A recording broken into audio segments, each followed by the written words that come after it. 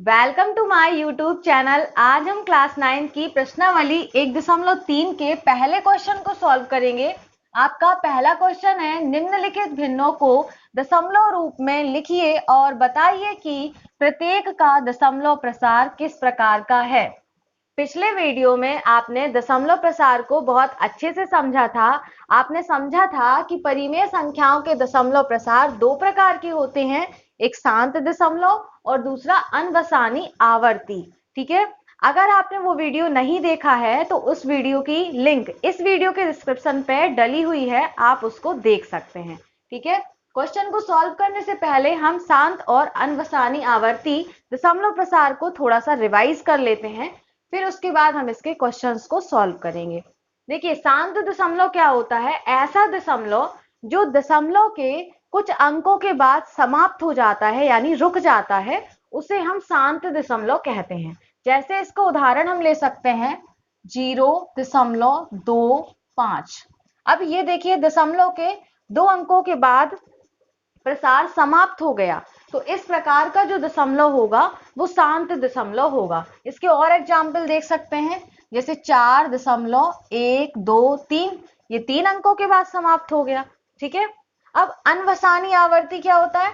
अनवसानी आवर्ती का मतलब है जो ना तो रुकता है और बार बार रिपीट होता रहता है। ठीक है ना, मतलब जैसे कि यहाँ पर ले लीजिए 3.333 इस तरह से, और ये आगे बढ़ता जा रहा है। ऐसा दशमलव प्रसार जो दशमलव के कुछ अंकों के बाद समाप्त नहीं होता है, वो आगे बढ़ता जाता है और बार बार रिपीट भी होता है।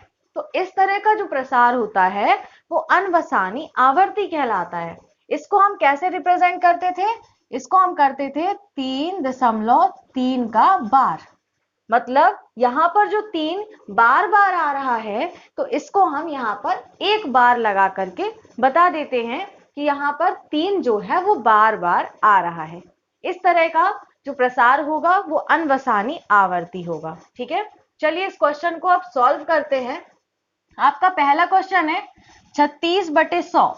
इसको हमें सबसे पहले दशमलव रूप में लिखना है, फिर इसके प्रसार को बताना है कि ये किस प्रकार का है। तो देखिए, यहाँ पर दशमलव, यहाँ पर 2 जीरो लगे हुए हैं। ठीक है ना, तो 2 जीरो लगे हुए हैं, मतलब जो इसका दशमलव होगा वो 2 अंकों के बाद लगेगा।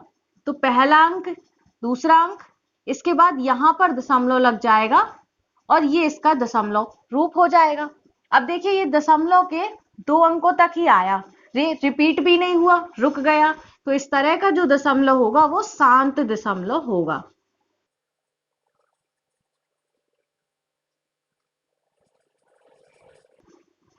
अब दूसरा क्वेश्चन है आपका 1/11। तो देखिए, यहां पर 11 से 1 को भाग देना है, तो भाग नहीं जाएगा, तो अभी आप क्या करोगे? दशमलव लगाओगे, एक जीरो बढ़ा सकते हैं। अभी भी भाग नहीं जाएगा, तो फिर हम एक जीरो यहां बढ़ाएंगे, तभी यहां पर एक जीरो बढ़ाएंगे। ठीक है, अब चला जाएगा 9 बार में 99 आ जाएगा, यहां पर एक बचेगा, ये कट जाएगा। अब देखिए, दशमलव लगा है, मतलब एक जीरो फिर बढ़ा सकते हैं, लेकिन फिर भाग नहीं जाएगा, तो फिर एक जीरो बढ़ाएंगे, तो यहां पर भी हमको एक जीरो बढ़ाना पड़ेगा। तो फिर 9 बार चला जाएगा, 99 आ जाएगा, फिर एक आएगा।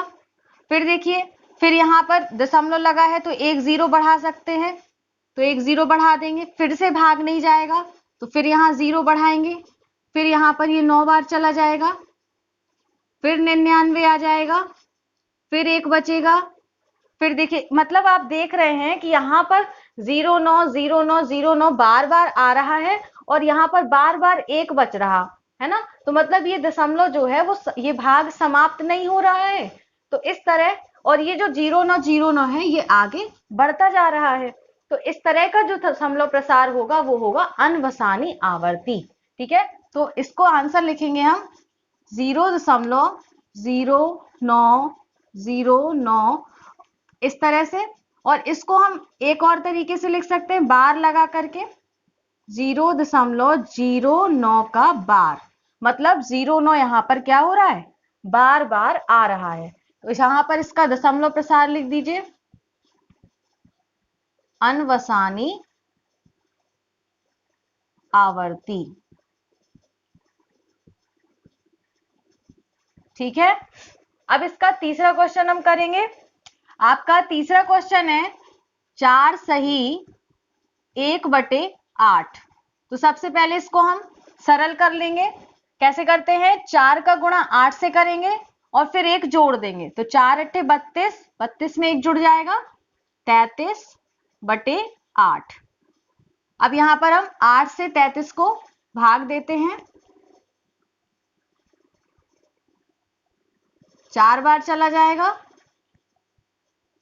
1 बचेगा, दशमलव लगा देंगे तो 0 आ जाएगा। तो 8 एकम 8, फिर यहां पर 2 बचेगा, एक बार दशमलव लगा, फिर से आप 0 बढ़ा सकते हो तो 2 बार चला जाएगा, 16 आ जाएगा। यहां पर 4, ये फिर से 0 आएगा, 8 पंचे 40, ये आपका शेषफल 0 आ गया। मतलब ये भाग अब आगे नहीं जाएगा। तो इसका आंसर हो जाएगा 4.125। अब ये दशमलव प्रसार दशमलव के 3 अंकों के बाद समाप्त हो गया। तो इस तरह का जो दशमलव होगा वो शांत दशमलव होगा।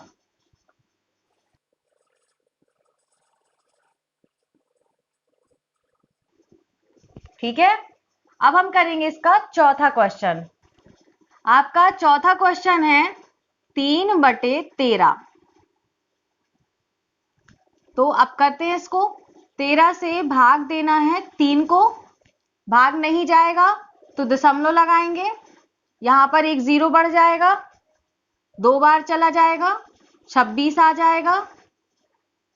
यहां पर 10 में से 6 जाएंगी, 4 बचेगा। यहां पर एक बार दशमलव लगा है इसलिए आप 0 बढ़ाओगे तो ये 3 बार चला जाएगा,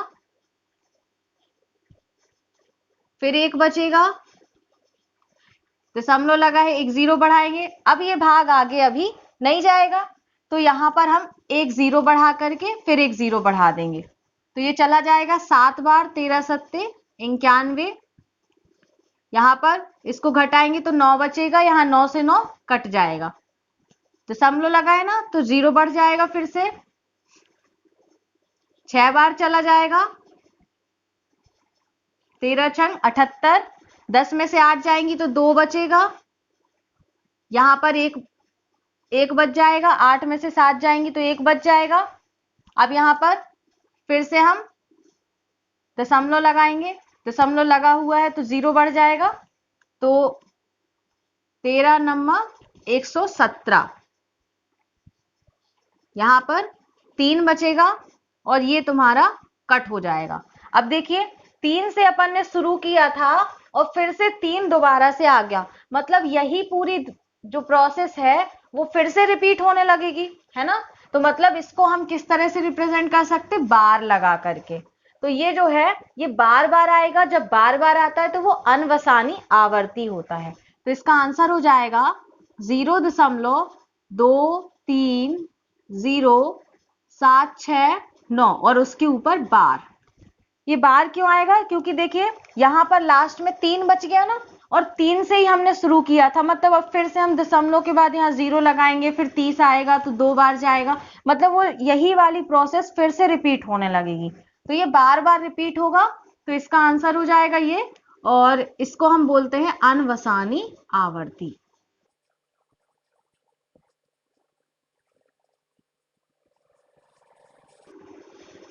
ठीक है, समझ गए ना।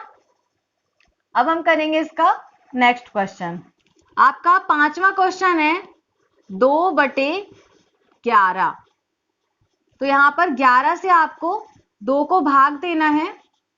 अभी ये भाग नहीं जाएगा तो आप दशमलव लगाओगे, एक 0 बढ़ा दोगे तो यहां पर एक बार चला जाएगा, माइनस करोगे तो यहां 9 बचेगा, ये कट हो जाएगा। दशमलव लगा है इसलिए एक 0 बढ़ा सकते हैं, 8 बार जाएगा, फिर से यहां पर 2 बचेगा, ये कट हो जाएगा। फिर एक 0 बढ़ाओगे तो देखो फिर से 20 शुरू हो गया ना। तो अगर दोबारा से अपन भाग देंगे तो फिर एक बार जाएगा, तो यहां पर 11 एकम 11 हो जाएगा। फिर 9 आएगा, फिर ये 90 आ जाएगा तो ये 88 आ जाएगा।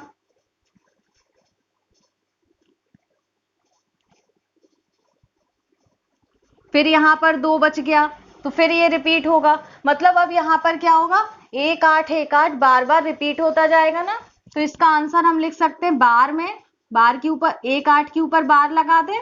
इसका मतलब हो गया कि 1 8 1 8 क्या हो रहा है, बार बार आ रहा है।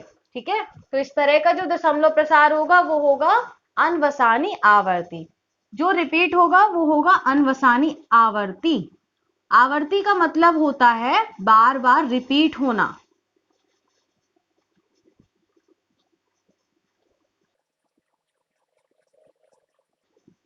ठीक है, अब हम करेंगे इसका नेक्स्ट क्वेश्चन। आपका नेक्स्ट क्वेश्चन है 329 बटे 400।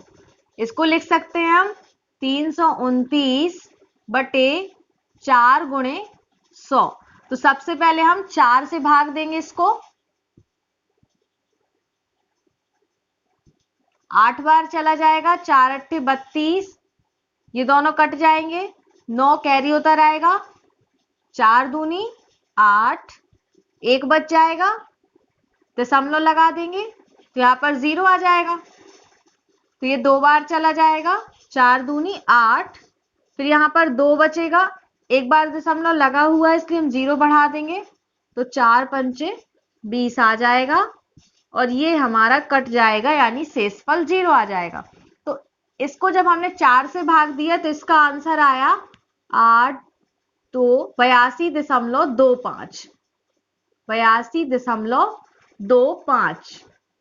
अभी नीचे 100 बचा हुआ है, अब 100 से भाग देंगे तो यहाँ पर 2 0 है ना, तो 2 अंक और दशमलव आगे आएगा इस तरफ, तो यहाँ पर आ जाएगा आपका, ये 5 और 2 पहले से लिखा था, ये दशमलव 2 अंकों के बाद इस तरफ आएगा यानी 8 के बाद लगेगा ऐसा। तो यहाँ पर एक 0 बढ़ा देंगे तो ये आ जाएगा। अब ये दशमलव के कुछ अंकों के बाद समाप्त हो गया, 4 अंकों के बाद, इसलिए इसका नाम हो जाएगा शांत दशमलव।